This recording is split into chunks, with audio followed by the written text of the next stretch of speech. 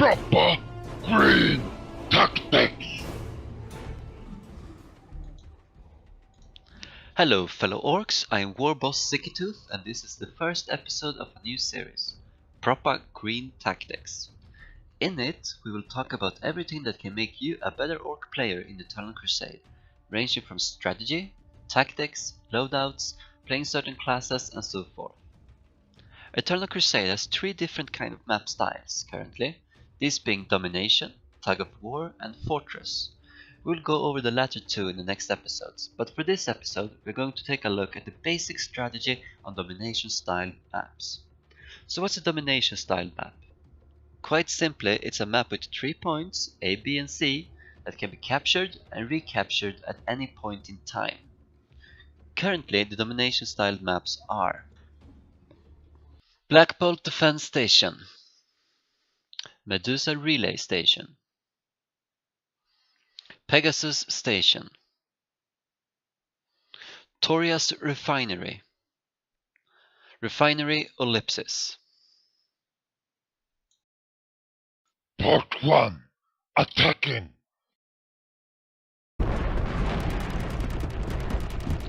In order to win, your main objective as an attacker is, contrary to popular opinion, not to capture points. I'll repeat that for emphasis. Your main objective as an attacker is not to capture points.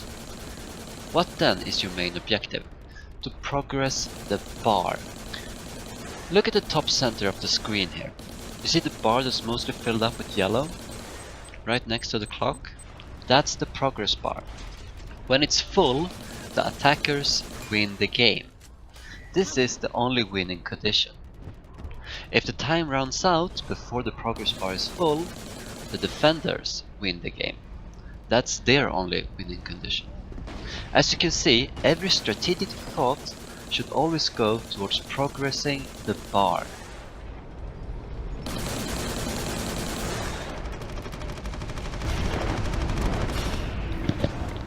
So how do you progress the bar?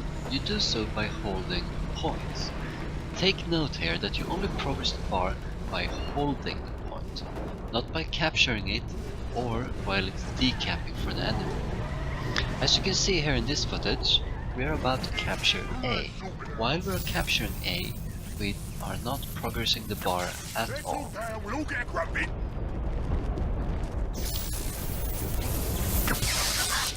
Right now we have A, and now we are progressing the bar. We do so at a specific rate. I will show you. As you can see, if you control 1 point and it's not interrupted in any way by the enemy, it will take you 20 minutes to fill up the bar from complete zero all the way up until it's full. If you control 2 points, it will take 10 minutes, and if you control 3 points, it will take 5 minutes. That is, the rate of progression is doubling with each point that you have.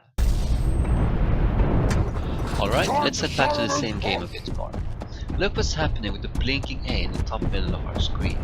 There is a red color going around it, which means the enemy is currently capturing our point. While this is happening, we are not progressing the bar. Also look what's happening with B. We are capturing B, because you see a yellow color going around the red base. Take a note at the minutes, 9:33. This means that if we even hold on to A, it will currently take us 20 minutes to fill up the bar, and we'll only have 9.5 minutes on us. That means that we need to capture other points. There is an upside here though. And that upside is that the first time our team captures a specific point, we get plus 5 minutes added to the clock. So the first time we capture A, we get 5 minutes. The first time we capture B, we get plus 5 minutes. And the first time we capture C, we get plus 5 minutes added to the clock. This is important because, as you can see, we have 9 minutes remaining. So even if we could capture and hold 2 points without any time added on, it will still take us 10 minutes to fill up the bar, roughly. And that's not gonna do it. But if we can hold just 1 more point, we get 5 more minutes added to it, we will suddenly have 13 minutes, and it will take 10 minutes to progress up the bar, which means we don't even have to take the third point to win. And this is a part of strategic thinking that you always have to keep in mind depending on the circumstance. Do we need more points? Do we have enough? Usually, when you take 2 points, you have enough time and you only need to defend those 2 points to progress the bar and win the game before the time runs out. What usually happens is that the enemy team tends to bunker down and sit on a point that gives you more time and defend that as much as possible without even attacking. That's good for you. That means that you're winning the game. If you have 13 minutes left on the clock and control 2 points, you will have 3 minutes to spare to win the game. That's what you always have to keep in mind. When do I need to defend? When do I need to attack? And usually when you're on the attacking side, it tends to come down to defending your points more than it is attacking the points. So let's recap a little bit of what we've learned so far. My main objective is to progress the bar. I get plus 5 minutes to the clock the first time we capture A, B, and C, and I only progress the bar by holding the points. Are some points more important than others? Technically, no. They all progress the bar at the same rate. However, some points are more easily reinforced by the enemy and so they are more difficult to take. So it makes strategic sense to focus on taking those points first so you can get those nice plus 5 minutes added to the clock, even if you lose the point afterwards. Take a look at this map of Medusa Relay Station. We start at the bottom of the screen where a yellow spawning zone is. The enemy can choose to start at any one of the red points or their own red spawning zone. Which of these points make the most sense to attack first? That would be C. C is the furthest point away from us, which means it's the most difficult point to get to for our attacking team. Second, it's really close to the red spawning zone, which means that the enemy can reinforce it much quicker than they can the other points. Hence, it's a good choice to go for C first if you can. Here follows the most optimal positions to park a truck. As with everything, if you can keep the truck running and moving, that's far better than parking it. But if you have to park it, make sure that you follow 2 main rules. 1, it's relatively close to the point, and 2, try to keep it out of sight as much as possible. Now let's apply that principle on this map as well, Pegasus Station. Which point make the most sense to attack first? That would be C. Once again, it's closer to their spawning point and it's one of the furthest one away from us. B could make a decent choice as well, but C is slightly better here. And as for placing the trucks on Pegasus Station, here are some optimal points to put them in. Keep in mind that you should always try to avoid putting your trucks in firing range of the quad cannons. Next up we have Toria's Refinery, and this map differs a little bit in that we have 2 spawning points widely apart, each very well suited to attack A or C. As you can see, the spawning point is really close to B, and B is the furthest point away, which makes it the best point to attack early. And as for placing the trucks, here are some recommendations. Take a special note of the blue dot at the farthest lower right corner of the screen. That's a perfect spot to place a truck because it's out of sight, and because it's outside of the map for the enemy, they cannot reach it, and it's just before the steep incline up to A. On Black Bolt Defense Station, we once again only have 1 spawning point, but this map differs a little bit in that there's a big wall for the defenders to lean back on. There are 2 main gates, one which is open already, and you can go around the flanks. As for placing the trucks, here are some spots. All of them are really close to the entrances and also up to the stairs leading to C. And for our final map, we have Refinery Ellipsis. As you can see, the enemy spawning point is really close to C, and C is quite a bit far away from A and B, and also from our spawning points, which makes it the ideal target to attack early on. And here follows some of the most popular positions to place the trucks in on refinery ellipses.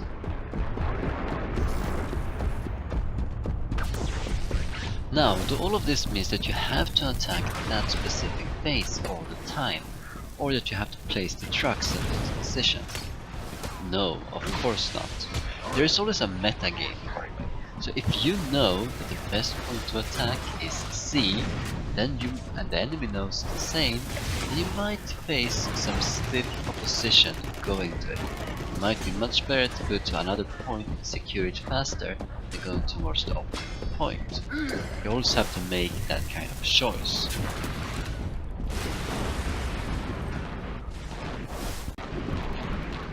The main thing I want to impart on you as an Arc player is to not evolve into running from point to point trying to get as much time as possible. Chances are high that while doing so, you'll have lost the minutes you gained from at least one point without progressing the bar. Always remember to focus on progressing the bar. If there is no one defending your newly acquired point, consider staying and doing just that. Look up from time to time and estimate how far the progress bar has progressed, how many more minutes you need to win, as well as how much time is left. That's the essence of basic attack strategy on domination maps. Part 2. Defending. First off, let's take a look at decapping points. As you can see right here, the enemy just started capturing C. At this point, don't rush in blindly to decap it. Most enemies will lie in wait at some hidden spot, waiting for you to do just that. Instead, take a moment or two to move above and assess the situation. Where could they be, and how many are they, before you make the move. It might be better to wait for a few seconds for backup before going in, as it does you no good for your team if you're trickling in one at a time. After all, you lose nothing doing this, as the bar isn't progressing for the enemy until it's actually captured. Second, while the Shoota and the Slug are the only ones that can actually capture a point, every single class in the game can decap a point, as you see me doing right here. Just hold down E at the point and you have decapped it. There you go, mission accomplished. As the main objective for the attacker is to progress the bar, your main objective as a defender is to prevent it at all times. This boils down to two main concepts: limiting effective time for the attacker and vehicle control. Since all of your 3 points have a potential plus 5 minutes that adds to the clock, you will want to defend them accordingly. This follows a certain progression in our defense strategy. First, we defend the point that's attacked. If the enemy captures 1 point, we focus most of our efforts on defending the other 2, with a small team of 1 to 2 orc boys at most trying to take the captured point back. Remember, they can't win with just 1 point. If the enemy has captured 2 points, we bunker down on the last remaining point with 2 teams of 3 to 4 orcs trying to capture the lost points back. That leaves around 12 orcs holding the last crucial point. Essentially, we want to protect the points that have time left on them and deploy guerrilla tactics on the other points. We don't need to capture their points, we just need to have them in a captured status often enough that the enemy is not progressing the bar. If we lost all 3 points, the most effective strategy is to spread out and attack all the points at once. You don't want the entire team to start attacking 1 point and capturing it, because if we do that, the enemies will progress the bar at twice the normal rate while we do so, the other 2 points that we are attacking. You want to attack all the points in the hope of capturing as many points as possible to deny them progression on the bar. As such, it's a full-out attack at this point in the game. Don't defend your points, attack every enemy point constantly. In essence,